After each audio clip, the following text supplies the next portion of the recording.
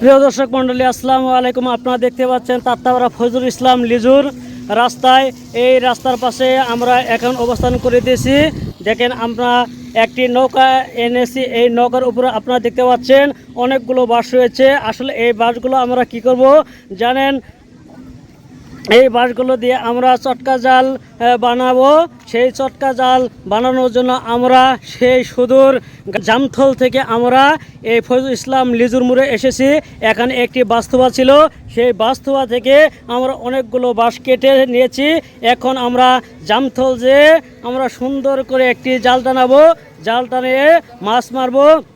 নিজের হাতে মাছ মারা যে কত মজা, যারা মারে যারা খায় শুধু তারাই বুঝে। সেই জন্য বাজারে তো অনেক ধরনের মাছ পাওয়া যায়। এই মাছগুলোতে আসলে মজা আসে না। মজা তখনই আসে যখন নিজের হাতে মাছ মারা হয় এবং খাওয়া হয়। দেখুন, অনেক লোক এখানে এই বাঁশগুলো কিনতে আসছে, খুব পরিশ্রম করছে।